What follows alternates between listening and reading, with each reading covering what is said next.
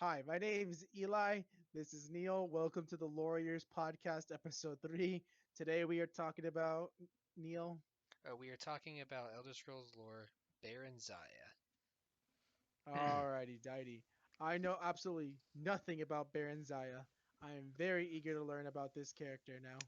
Well, let me give you some quick background. So Barenziah is the queen of is a queen in the first three Elder Scrolls games of various places, which we will get into eventually. Does she like sleep around or does she conquer? She does. Do you remember that story I told you about Khajiit and the Dark Elf lady? Is this about the one where the barbed, you know? Yes, yes. Oh We will no. get to that eventually. So, I I have a dim memory of this, and this is mhm. not already sound. This is already sounding pretty Yeah, bad. you probably remember it from oh, what was his name? Seth's video.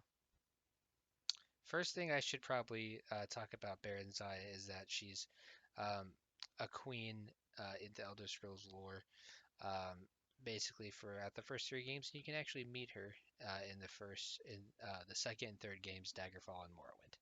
And most of the lore sources for them are two conflicting stories about her life. Biography of Barenziah, which she basically hired a scribe to, write about her life, and then one called The Real Barenziah, which is where most of the raunchy assertions come from.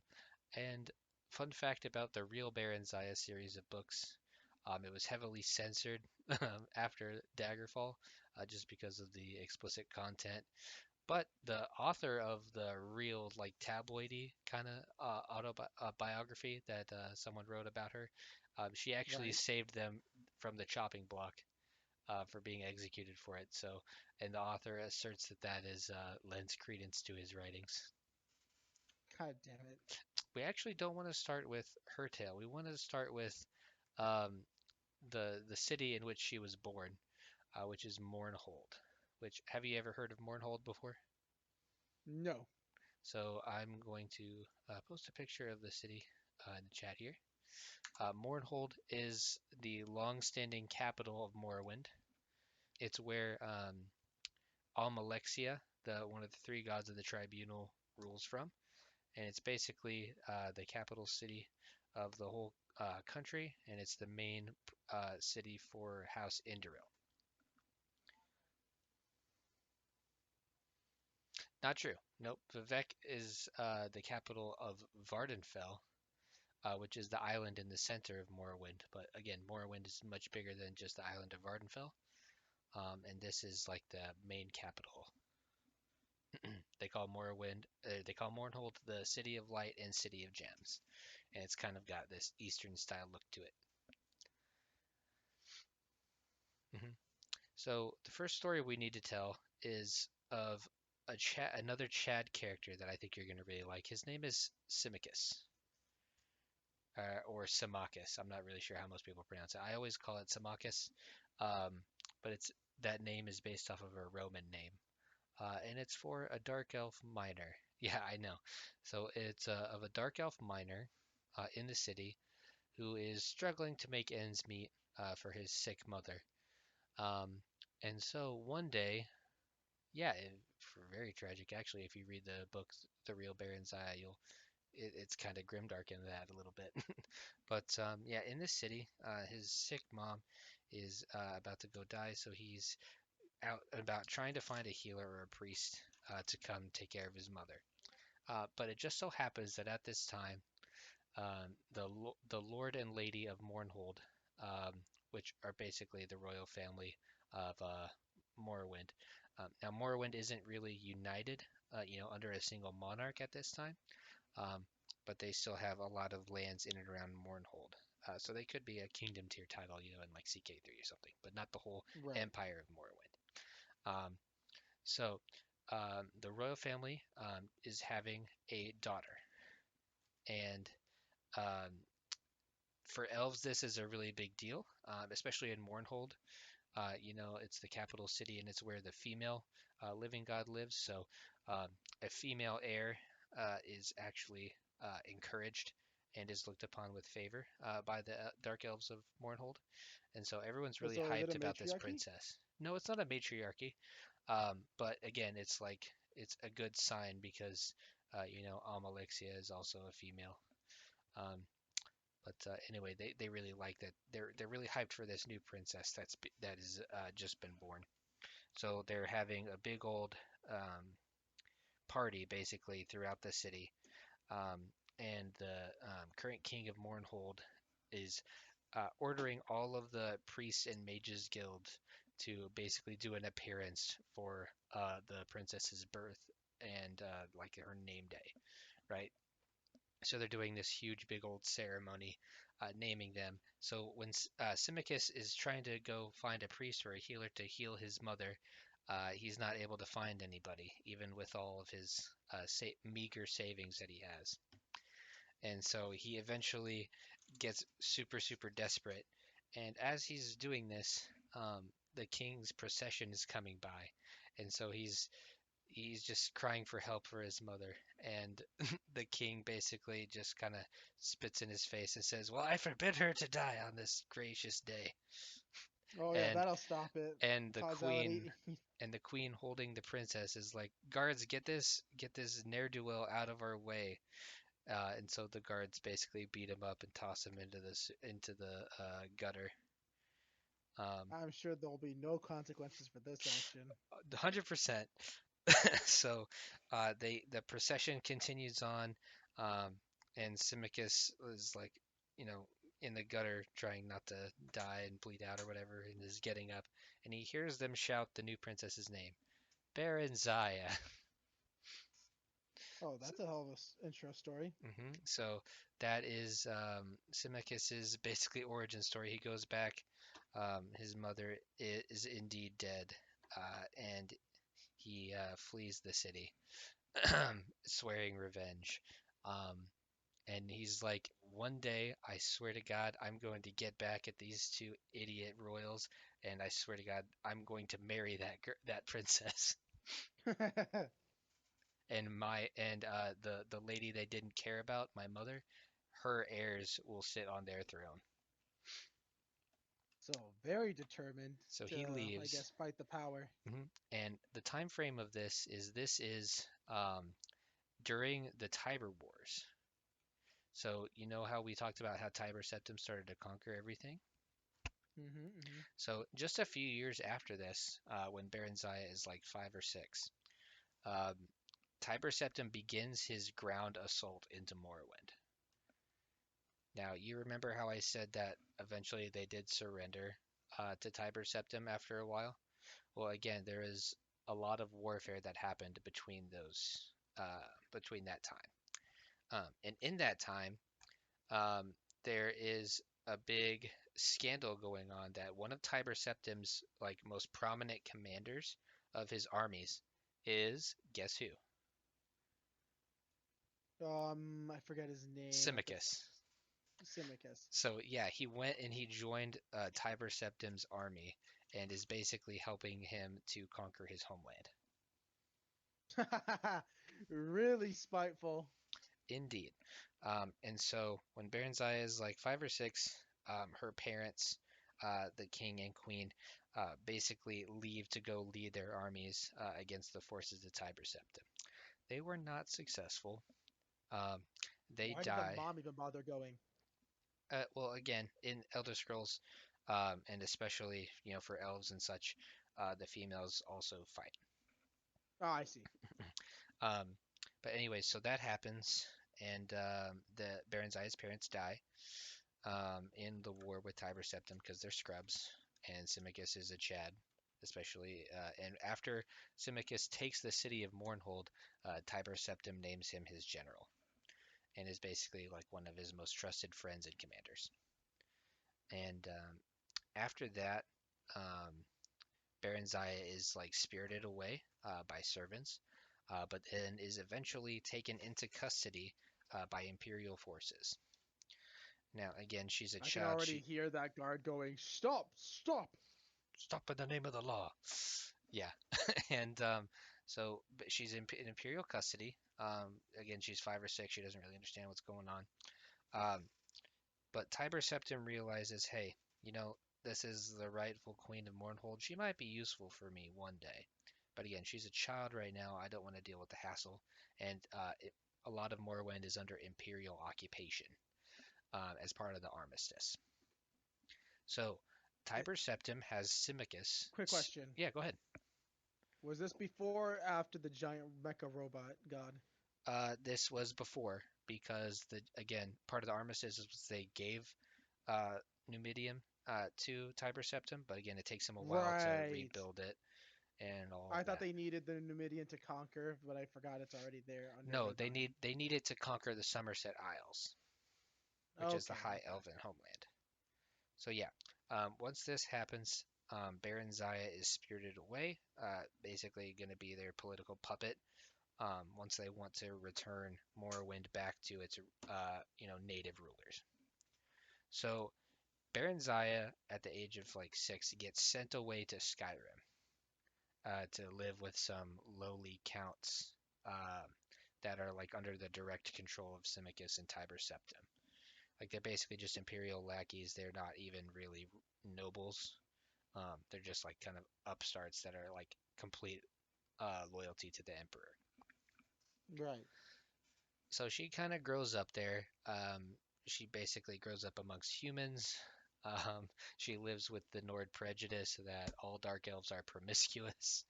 Um, all these other things, and she eventually does take.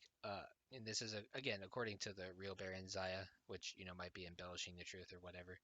But anyways, Right. um, she eventually takes a few human lovers. Eventually settles when she grows up, of course, and she's about, I would say, 16, 17.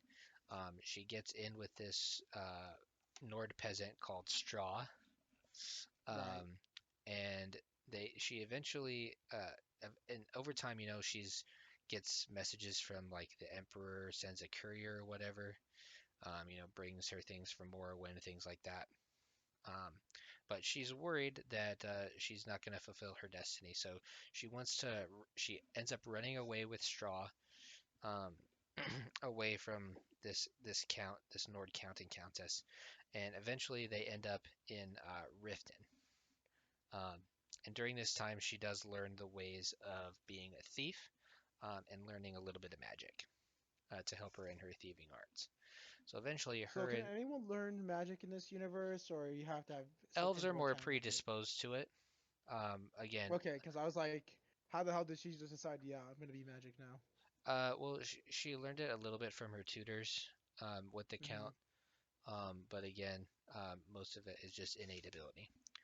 Now, Okay. um, when they get to Riften, she joins up with the local thieves guild in order to make ends meet. Um, and this is where we get to the story of to get in better closer with the thieves guild. Again, she's promiscuous. She's not monogamous with this straw character, this Nord that she grew Right. up with. Um, so she has sex with that Khajiit man, which at that point in the lore, it wasn't widely known that there were like multiple variants of Khajiit, and they didn't necessarily look specifically like cats. They looked more like that image I just posted, Let me kind of see here. like half and half. Okay. I thought they. Okay, as long as they don't look too anime cat girlish. Exactly. Um, so the whole barbed penis thing, they go through that in the Hmm. uncensored versions, and then after a while she gets in with this guy, and eventually he betrays them. He betrays Baron Zaya, um, and basically plants her as the fall guy for raiding the Imperial officer in Riften, who, as it turns out, ends up being Simicus. So Simicus has, after she ran away, it was Simicus's job to track her down in Skyrim. And he kind of already wanted to do that, right? Yeah, pretty much. He was basically, responsible. He's responsible for, a lot of things in Morrowind since he knows the country, and he was also in charge of Barenziah. So when he finds Barenziah, um, he tells her of the plans that the Emperor has for her to become the Queen of Mournhold again. Um, But in the meantime, he also cuts out the tongue of Straw, her Nord friend, so that he could never talk about how, um, how she wasn't a virgin anymore and all this other stuff of her running away. So he cut out the tongue of her Nord friend and drawn and quartered that Khajiit guy. Um, because he was just much more of a scumbag and was likely to tell people things. Right. So with her two companions, uh, uh, dead and muted, basically, she gets escorted back to the Imperial City to take a place in the court of Tiber Septim. Okay. So once there, um, she and Symmachus meet with Tiber Septim, um, and Tiber Septim, uh, like many others before him, has taken a starts to take a liking to Barenziah. She's that good, huh? Yeah, and at this point he's in his 50s or so, and so she's probably about at the age of 18. Um, Oh, so this is quite the scandal. It does not paint Tiber Septim in a very good light here, um, in the tabloidy uh, kind of source that this yeah. comes from. Talk of the town. This does not, as you could predict, end well for Barenziah here. Um, I mean, I imagine she gets ganked by jealous nobles saying, "I want the emperor to go after my so and so." well, so the emperor has a wife and children. Um, Oh shit. yeah, because he's in his 50s. That's definitely something that's in the way there. But it happens anyway. It happens for a while, and then even worse, after being in human society for so long and being as promiscuous as Barenziah was, she ends up getting pregnant. Okay, so this is pretty bad. It's basically competition for the throne now.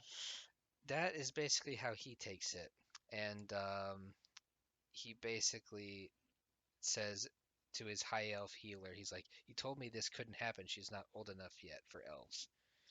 Well, he's like, "Well, I guess it's because she's been around humans so long." And then he's like, "Take care of it." Wait, that doesn't make any goddamn sense.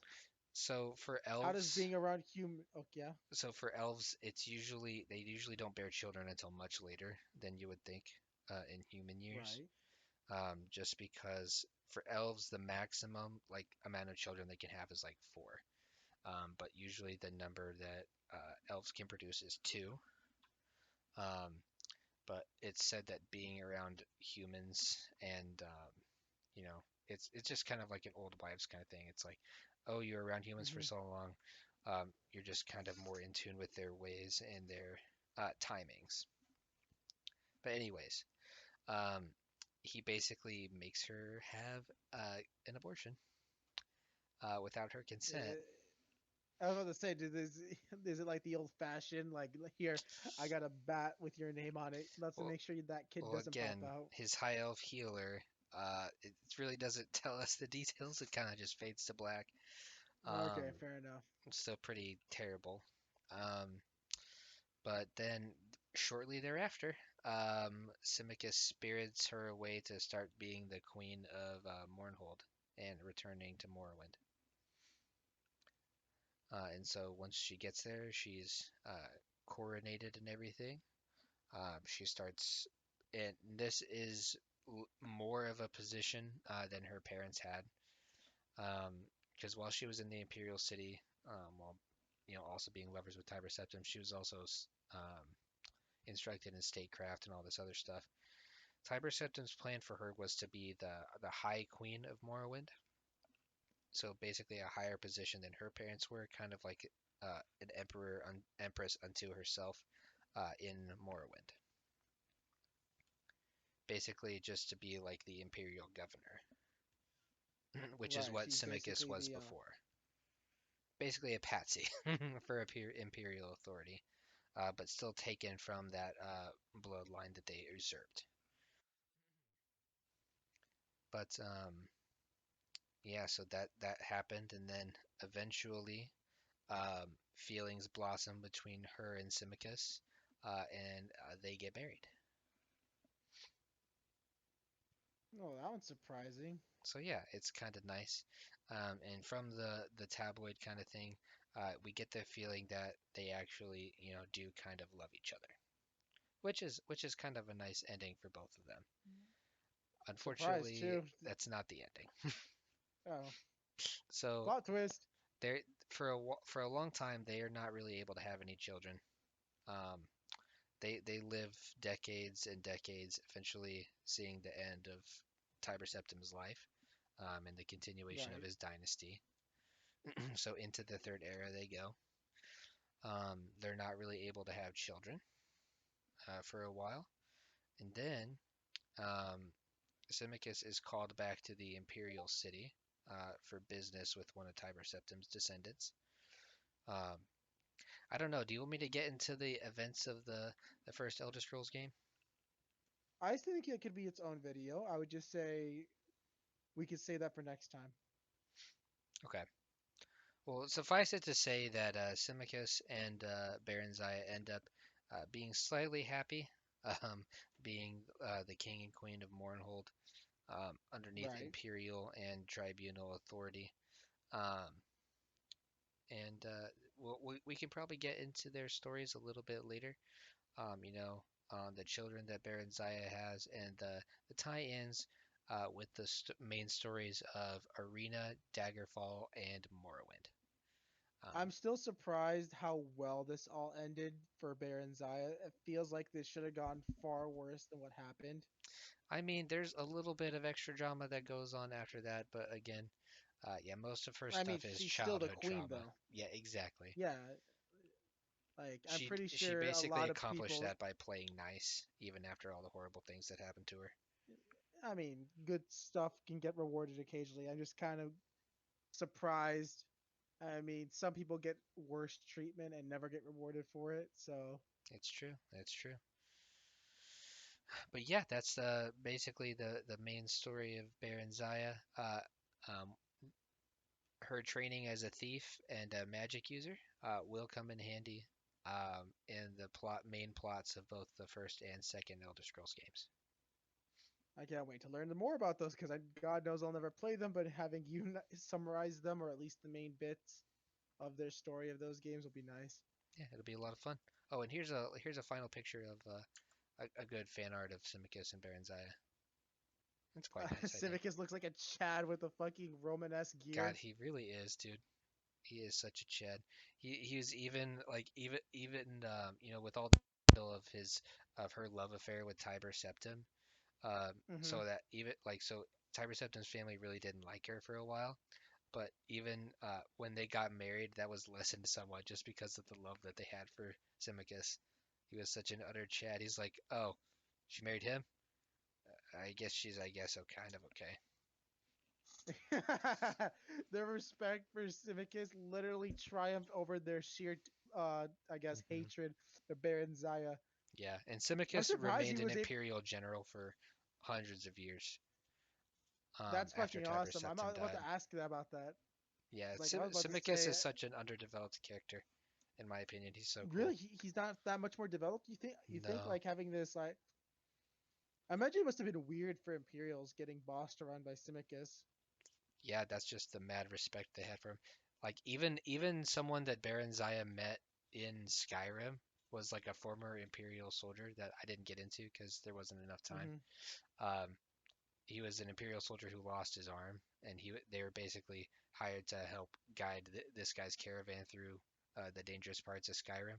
He's like, I got mad respect for Symmachus, so you're allowed to come with us, Dark Elf. Damn. Literally, Simicus made a lot of people go, you know what? You dark elves aren't completely awful. Yep, pretty much. Hmm. But yeah, we can get into the end of Symmachus' story and Baron Zaya's story at a later date. All right, that sounds perfect. Well, everyone, that was the Lorerriors episode 3. Thanks for listening. I have been your co-host Eli, and this my other co-host Neil. Yes, thank you for introducing me there. But anyways, this has been a short, kind of casual episode. I hope you guys enjoyed. Be sure to like and subscribe, and we'll see you guys next time.